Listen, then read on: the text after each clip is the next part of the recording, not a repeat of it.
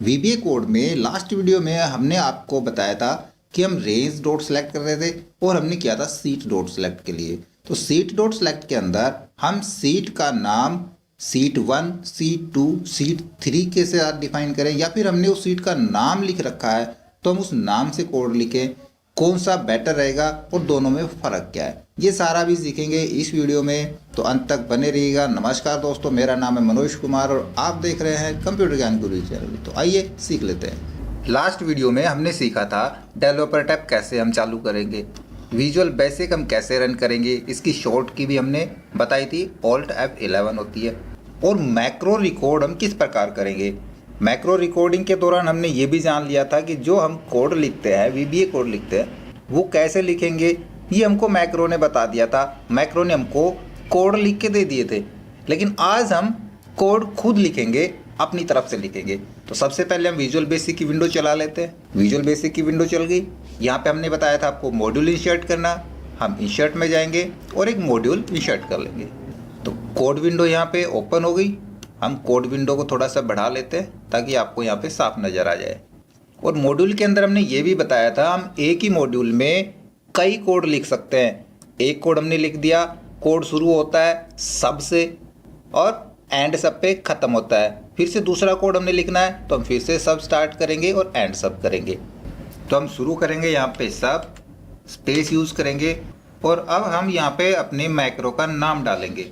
तो नाम कुछ इस तरह से डालें कि आपको उससे मदद मिल जाए कि हमने ये प्रोग्राम या ये कोड हमने किस काम के लिए लिखा था, उसी से रिलेटेड नाम डालें। और नाम के लिए मैंने आपको बताया था नाम के अंदर स्पेस यूज़ नहीं होगा और शुरू में नंबर यूज़ नहीं होंगे, या फिर स्पेशल कैरेक्टर अगर हम देना चाहें कोई अदर बीच में तो वो भी नहीं लेगा, सिर्फ अंडरस्कोर को ये सपोर्ट करता है।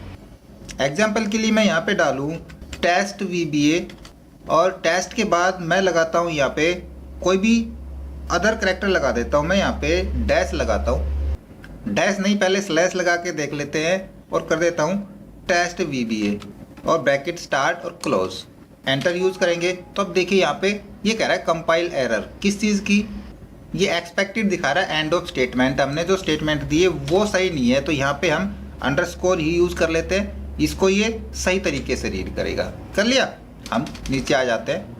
एंड सब ऑटोमेटिक ले लेता है, डिफ़ॉल्ट, हमको लिखने की ज़रूरत नहीं पड़ती। जैसे एंटर यूज़ करेंगे एंड सब अपने आप आ जाएगा। अब यहाँ पे मान लीजिए हम लिखे सबसे पहले जो हमने लास्ट वीडियो में किया था कि हमने किसी दूसरी शीट में कुछ टेक्स्ट लिखना है किसी सेल के अंदर। तो देखिए अभी हम यहाँ पे CGG सीट के अंदर है, हमको VBA सीट के अंदर जाना है। तो सबसे पहले तो हमको ये बताना होगा कि हम सीट VBA के अंदर जाएंगे। तो उसके लिए हम लिखेंगे यहाँ पे सीट्स ब्रैकेट स्टार्ट और यहाँ पे मैं कर देता हूँ VBA डॉट सेलेक्ट। नीचे आ जाते हैं। देखिए ये चीज़ आप जैसे याद रखेंगे, याद रखने की ज़रूरत नहीं है, एक बार थोड़ा सा समझ में आना चाहिए, ऑटोमेटिक ये कोड याद हो जाएंगे। अभी आपको थोड़ा मुश्किल लग रहा होगा लेकिन धीरे धीरे जब आगे बढ़ेंगे तो आप देखोगे आपको याद करने की ज़रूरत ही नहीं पड़ेगी।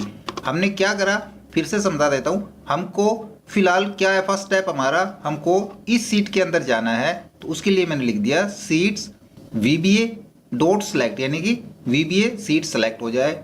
उसके अंदर हमने काम करना है, कहाँ पे करना है, कौन से सेल में जाना है उसके अंदर, तब हम यहाँ पे यूज़ करेंगे रेंज।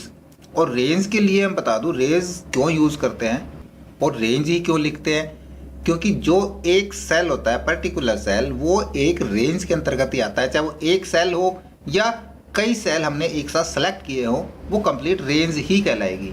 हमने यहाँ पे रेंज के अंदर सेलेक्ट कर दिया B2, तो ये क्या समझेगा, यानी कि पहले सीट VBA के अंदर जाएगा, उसके बाद ये रेंज B2 को सिलेक्ट करेगा। अभी यहाँ पे देखो दिखा रहा है जैसे मैंने B2 लिखा है तो रेंज के अंदर दिखा रहा है कि cell 1 cell 2 as a range. अब सेल 1 सेल 2 क्यों दिखा रहा है और हम सेल 1 सेल 2 भी लिख सकते हैं या नहीं लिख सकते हैं, ये हम नेक्स्ट वीडियो में जरूर जिक्र करेंगे। आप सिर्फ स्टेप बाय स्टेप देखते रहिएगा, जब तक आप पूरा कॉन्सेप्ट नहीं समझेंगे आपको VBA कोडिंग नहीं आएगी। तो हमने B2 को सिलेक्ट किया, B2 के अंदर पहुंच गए, bracket close dot select. Okay, अब देखिए दोनों स्टेप आपको समझ में आ गए। हमने यहाँ पे लिखा सीट VBA और रेंज B2। यदि हम सीट VBA उसका नाम डालने की बजाय हम यहाँ पे लिख दें सीट और यहाँ पे हम कर दें सीट 1 डॉट सेलेक्ट, उसके बाद एक बार हम इसको रन करके देखें अब इन दोनों में क्या फ़र्क पड़ता है ना। रन करने के लिए मैंने आपको बताया था आपके पास एक डीबग टूल बार होनी चाहिए और जितने भी स्टेप हमने रिकॉर्ड किए हैं, इस बार हमने रिकॉर्ड नहीं किए हैं, हमने लिखे हैं। जितने भी स्टेप हमने लिखे हैं उनको स्टेप बाय स्टेप रन करना है। तो हम करेंगे F8, देखो यहाँ पे दिखा रहा है ना स्टेप इन्फॉर्मेशन के लिए F8। F5 करेंगे तो कंप्लीट पूरा मैक्रो रन करेगा, F8 करेंगे तो एक एक स्टेप रन करेगा। तो हम यहाँ पे यूज़ करते हैं F8 की। तो देखिए सबसे पहले ये इस मैक्रो के नेम पे पहुँच गया, फिर से F8 करेंगे, इसने रीड कर लिया, दोबारा से पहुँच गया ये VBA सीट के ऊपर। अब ये क्या काम करेगा, हमारा CGG सीट से VBA सीट पे पहुँच जाएगा। देखिए फिर से हम F8 करते हैं तो सही काम कर रहा है, यानी कि ये कोड VBA जो हमने नाम लिखा था सीट का ये सही काम करा। दूसरे नंबर पे अब ये वाली है, इस पे हम फिर से F8 करते हैं तो देखो यहाँ पे फ़र्क पड़ रहा है, करा स्क्रिप्ट आउट ऑफ रेंज, क्योंकि इसको एक नंबर सीट नहीं मिल रही है। देखिए हम एंड करते हैं इसको, एक नंबर सीट नहीं मिल रही है क्योंकि एक नंबर सीट का हमने नाम चेंज कर दिया है, VBA नाम है इसका। तो फिलहाल मैं इसको हटा देता हूँ और अभी मैं आपको समझाता हूँ हम सीट नंबर लिखें या सीट का नाम लिखें तो क्या फ़र्क होगा। सबसे पहले इसको रन करके देखें, हमने यहाँ पे किया F8 फिर F8, उसके बाद VBA सेलेक्ट हो गई क्योंकि पहले ही VBA में थे, और फिर से F8 करेंगे तो अब देखिए यहाँ पे B2 रेंज सेलेक्ट कर ली। अब रेंज के अंदर हम चाहें कि ज़्यादा सेल सेलेक्ट हो, जैसे कि हम यहाँ पे मैं लिख देता हूँ, इस जगह लिख लेता हूँ, एक नाम मैंने लिखा, कुछ यहाँ पे नाम लिख दिए। अब मैं चाहता हूँ कि ये सारे सेलेक्ट हो जाएं, तब हम क्या करेंगे, हम वापस कोड के अंदर आएंगे और इधर हम जो हमने B2 रेंज सेलेक्ट करी थी इसकी जगह हम डाल देंगे कहाँ से कहाँ तक, हमने B5 डॉट यूज़ करेंगे, कॉलन यूज़ करेंगे और B9 तक हमने सेलेक्ट करना है। और अब इसको रन करके देखेंगे फिर से हम, तो प्रेस करेंगे अपने कीबोर्ड से F8 फिर से F8, हम VBA के अंदर ही हैं तो ये कुछ फ़र्क नहीं पड़ेगा, VBA के अंदर ही रहेगा। और फिर से हम F8 प्रेस करेंगे तो अब क्या किया इसने वो रेंज सेलेक्ट कर ली कंप्लीट। अच्छा अब मैं आपको बताता हूँ कि हमने यहाँ पे फाइल नेम लिखा है और हम यहाँ पे सीट का 1 2 3 के हिसाब से लिखें तो कौन सा बेटर रहेगा, क्या फ़र्क पड़ता है दोनों में। ओके, तो उसके लिए मैं यहाँ से वापस CGG इसके अंदर सीट के अंदर आ जाता हूँ और यहाँ से हम फिर से अपना कोड चालू करेंगे। और आप यहाँ पे जो हमने सीट VBA नाम दे रखा है इसकी जगह अगर हम सीट की पोजीशन डाल दें, हमने 1 डाल दिया और अब रन करके देखेंगे इस मैक्रो को हम F8 फिर से F8, देखो पहुँच गया वहाँ पे, फिर F8, यानी कि इस प्रकार से भी ये रन कर रहा है। हमने सीट की पोजीशन डाल दी, यानी सीट 1, हमारे पास ये 1 सीट है ना, अगर सीट 2 डाल दें यहाँ पे पोजीशन, हम यहाँ पे पोजीशन नंबर 2 डालते हैं, मैंने यहाँ पे डाल दिया 2 और फिर से हम इस मैक्रो को दोबारा से रन करेंगे, एक F8 फिर से F8, तो अब ये कहाँ पहुँच गया, अब सीट 2 CGG वाली में आ गया और अब यहाँ पे इस रेंज को सेलेक्ट कर रहा है। तो इस प्रकार से भी हम सीट का नंबर्स भी डाल सकते हैं, लेकिन फ़र्क क्या है मैं ये बताने वाला था कि नंबर्स में और नाम में।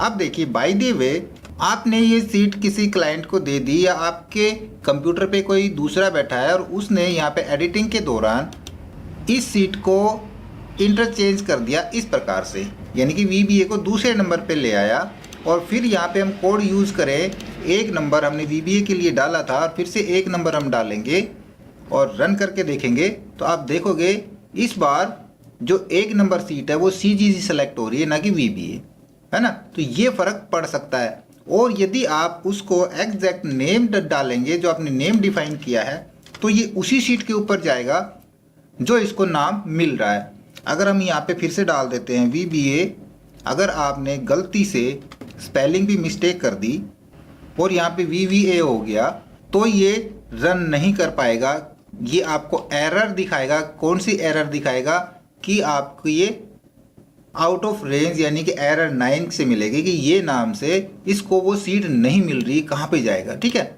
तो हम यहाँ पे वापस VBA कर लेते हैं और अब VBA सीट को हम चाहे तो हम यहाँ लास्ट में रख दें ठीक है, और हम फर्स्ट सीट के अंदर है, उसके बावजूद भी हम जब इसको रन करेंगे F8 तो देखिए ये लास्ट में ही पहुंच जाएगा। अब इसको नंबर से कोई मतलब नहीं है, क्योंकि अब हमने टारगेट सीट 1 2 3 के हिसाब से नहीं डाला है, हमने टारगेट सीट इसको VBA नाम दिया है। ठीक है, तो VBA सीट चाहे 1 नंबर पे हो चाहे 10वें नंबर पे हो, ये डायरेक्ट उसी पोजीशन पे पहुंच जाएगा।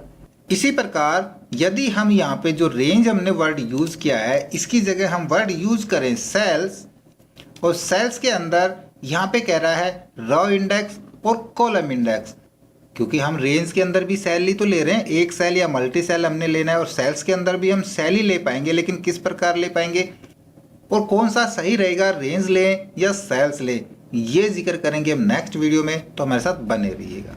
तो फिर से मिलेंगे नए ट्यूटोरियल के साथ। ये वीडियो आपको कैसा लगा हमें कमेंट से बताइए, हमारे वीडियोस को अपने दोस्तों में शेयर कीजिए, हमें लाइक कीजिए, और यदि नए हैं आप हमारे चैनल पे तो हमें सब्सक्राइब भी जरूर कर लीजिएगा।